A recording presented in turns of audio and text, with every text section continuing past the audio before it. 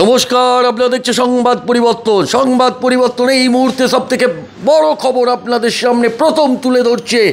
মাথা উঁচু করে চোখে চোখ রেখে যারা খবর করে, অর্থাৎ সংবাদ পরিবর্তন। আজ আমরা পেয়ে গেছিলাম সরাসরি পুরুলিয়ার রঘুনাথপুর বিধানসভার বিজেপি বিধায়ক বিবেকানন্দ বাউরিকে। যেভাবে পুলিশ নাকা চেকিংয়ের নামে যেভাবে তোলাবাজি করছে, সরাসরি প্রশাসনের দিকে আঙুল তুললেন রঘুনাথপুর বিধানসভার বিজেপি বিধায়ক বিবেকানন্দ বাউরি। যেভাবে নাকা চেকিংয়ের নামে প্রতিনিয়ত তোলাবাজি শুরু করেছে পুলিশ, তা ধিক্কার জানিয়েছেন। এবং ফেডারেশন অফ ওয়েস্ট বেঙ্গলের জেনারেল সেক্রেটারি সজল ঘোষ সরাসরি সমর্থন জানিয়েছেন বিবেকানন্দ বাউরিকে এবং সাধুবাদ জানিয়েছেন ফেডারেশন অফ ওয়েস্ট বেঙ্গলের জেনারেল সেক্রেটারি সজল ঘোষ। যেভাবে পুলিশ নাকা চেকিংয়ের নামে তোলাবাজি করছে এবং মিথ্যা কেস দিয়ে ফাঁসাচ্ছে সাধারণ মানুষ থেকে আরম্ভ করে মালিকদের, ট্রাক মালিক থেকে আরম্ভ করে পথ চলতি মানুষদের যেভাবে হ্যারাস করছে, তা ধিক্কার জানিয়েছেন। সেই খবর সংবাদ পরিবর্তন আপনাদের সামনে সরাসরি তুলে ধরছে, তাই নজর রাখবেন সেই দিকে। বিবেকানন্দ বাউরি সরাসরি সংবাদ পরিবর্তনকে জানিয়েছেন। আপনাদের সেই চিত্র দেখাতে থাকবো। বিবেকানন্দ বাউরি থেকে আরম্ভ করে সমস্ত নাগরিক ওনাকে কুর্নিশ জানিয়েছেন। যেভাবে উনি কলকাতা হাইকোর্টে একটি জনস্বার্থ মামলা করলেন, তা নজিরবিহীন ঘটনা। দেখতে থাকবেন সংবাদ পরিবর্তন, প্রতিনিয়ত সেই চিত্র আপনাদের সামনে তুলে ধরবে। ব্যুরো রিপোর্ট, সংবাদ পরিবর্তন। যে দুদিন আগে আপনার পুরুলিয়াতে রঘুনাথপুরে আপনি বিধায়ক, আপনার গাড়িকে আটকে রাখা হয়েছিল, তার জন্য আজকে আপনি কলকাতায় কী কারণে আপনি এসছেন? দেখুন, কয়েকদিন আগে একটা ঘটনা ঘটেছে রঘুনাথপুর বিধানসভার অন্তর্গত নিতুরিয়া পুলিশ স্টেশনের 200 মিটার ব্যবধানে যে চেকপোস্ট আছে, সেখানে নিতুরিয়া পুলিশ নাকা চেকিংয়ের নামে রাতের অন্ধকারে অন্যায় এবং অবৈধভাবে টাকা কালেকশন করছে, সেটা হাতে নাতে ধরা পড়ে। যাদের কাছে, লরি চালকদের কাছে ভিতুরিয়া থানার পুলিশ টাকা কালেকশন করছে, কারো কাছে 200, কারো কাছে 500, এরকম হাজার হাজার গাড়ি সেদিন দাঁড়িয়ে গেছিল। এটা একদিনের ঘটনা নয়, এটা প্রায় প্রতিদিন এই নিতুরিয়া পুলিশ, এই নিতুরিয়া থানার নেতৃত্বে অন্যায় এবং অবৈধভাবে লরি চালকদের কাছ থেকে টাকা সংগ্রহ করে এবং এই টাকা সংগ্রহ করতে গিয়ে অনেক মানুষের আহত হচ্ছে, মৃত্যুও ঘটছে। এ কারণের জন্য যখন লরি চালকরা টাকা পয়সা যাতে ওদের কাছ থেকে না নিতে পারে, সেই জন্য পাশ কাটিয়ে গাড়ি ফুটপাতে তুলে দিচ্ছে এবং ফুটপাতে তুলে দেওয়ার জন্য অনেক নিরীহ পথচারী, এমনকি দেখা গেছে অটোরিকশা, টোটো, বাইক আরোহী আহত হচ্ছে এবং মৃত্যুর ঘটনাও ঘটছে। ভেরি রিসেন্টলি দেখবেন গত 10ই মে ওই রকম লরির ধাক্কায় 6 জন ওখানে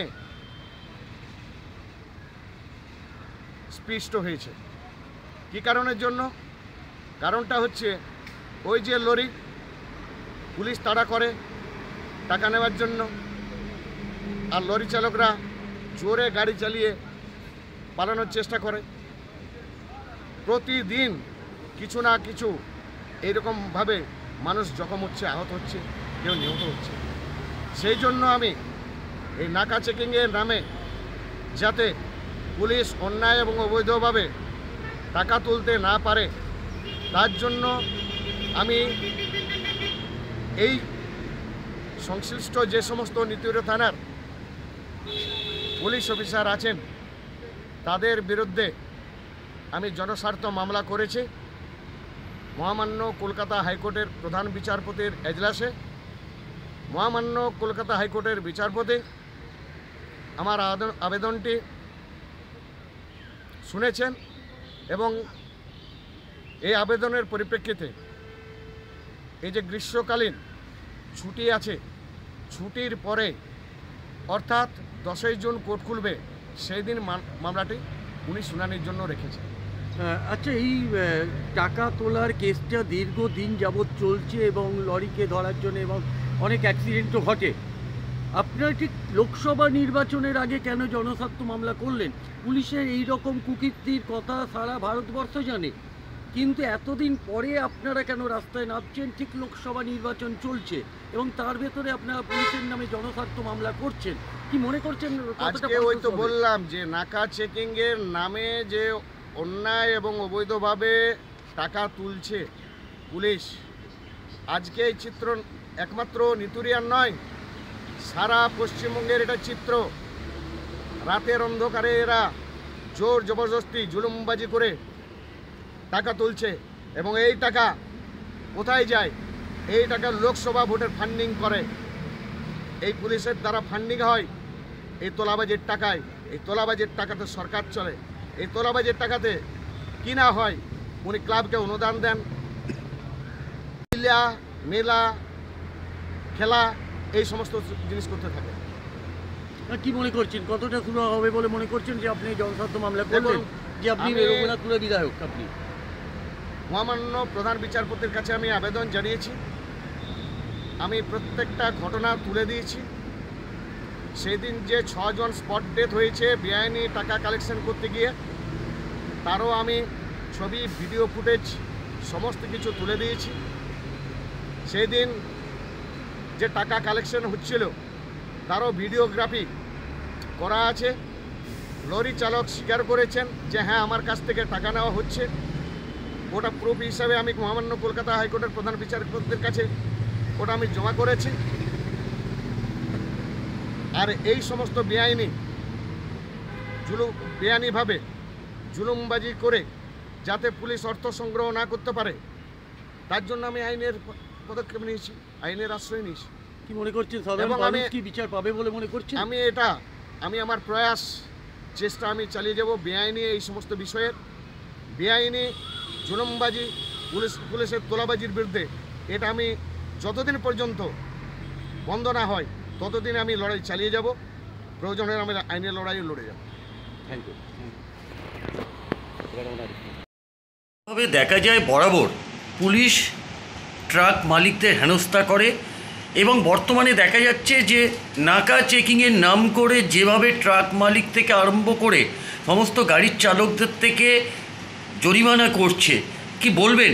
তার জন্যে রঘুনাথপুরের বিজেপি বিধায়ক যেভাবে প্রতিবাদ করেছেন, আপনি কি বলবেন?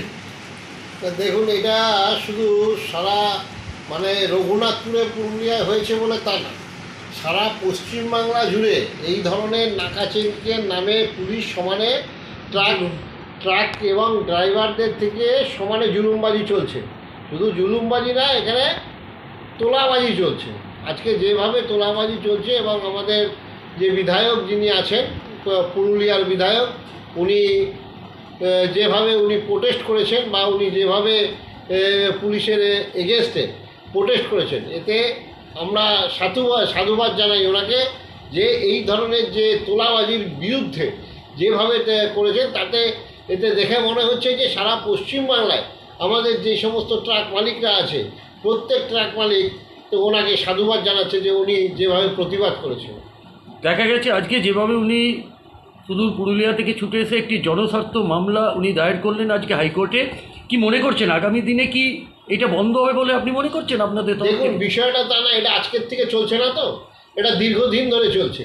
আর দীর্ঘদিন ধরে এটা আমরা মাননীয় মুখ্যমন্ত্রী থেকে শুরু করে, স্বরাষ্ট্র সচিব থেকে শুরু করে, আমরা ডিজি থেকে শুরু করে, ডিজি ট্রাফিক থেকে শুরু করে সকলের কাছেই আমরা এই বিরুদ্ধে ব্যবস্থা নেওয়ার জন্য বলেছি, এবং কিন্তু তার পরিপ্রেক্ষিতে কোনো ব্যবস্থা নেওয়া হয়নি। আপনি এতে দেখেছেন যে এইসব পুলিশের এই তোলার জন্য যেভাবে দুর্ঘটনা ঘটেছে, কত লোকের প্রাণহানি হয়েছে, কত ড্রাইভাররা ভয় চলে গাড়ি অ্যাক্সিডেন্ট করে ফেলেছে। হ্যাঁ, গাড়ি তাড়া করে পেছন থেকে তাড়া করে নিয়ে আসছে এবং সেই গাড়িগুলো ওই এক জায়গা থেকে অন্য জায়গায় পাল্টি করে পড়ে যাচ্ছে এবং দুর্ঘটনার শিকার হচ্ছে। এইসব জিনিস ইমিডিয়েট বন্ধ হওয়া দরকার। এতে সারা পশ্চিমবঙ্গের ট্রাক মালিকরা এতে ধিক্কার জানায় যে যেভাবে এইভাবে যে পুলিশের যে কার্যকলাপ, যেভাবে জুলুম রাস্তাঘাটে চলছে, এই জুলুম বন্ধ হওয়া উচিত। যেভাবে বিবেকানন্দ বাউরি যেভাবে রঘুনাথপুরের বিধায়ক যেভাবে নেমেছেন, রাস্তায় নেমেছেন, এর প্রতিবাদ করছেন সমস্ত ট্রাক মালিক কেন সমস্ত গাড়ির চালক এবং গাড়ি মালিকদের জন্যে, আগামী দিনে আপনারা কি ফেডারেশনের তরফ থেকে ওনার পাশে দাঁড়াবেন? দেখুন, পাশে দাঁড়াবার এটার কোনো প্রশ্নই ওঠে না। এরা সারা পশ্চিমবাংলার ট্রাক মালিকদের এটা বরাবরের আবেদন যে পুলিশের জুলুম বন্ধ হোক। আমরা এই পুলিশের জুলুমের জন্য 29শে জানুয়ারি এখানে বিরাট একটা জনসভা করেছি রানী রাসমণি রোডে। সেখানে কমসে কম 10,000 গাড়িওয়ালার ওখানে উপস্থিত ছিল। তারপরেও সরকারের কোনো হোলদোল হয়নি, কোনো টনক নড়েনি। তাই আমাদের প্রতিবাদ চলবে। এবার আমাদের সাথে যারা আছেন তাদের আমরা সাধুবাদ জানাই। আচ্ছা, আপনার নামটা বলুন। Sajal Ghosh, federation of West Bengal truck operator general secretary.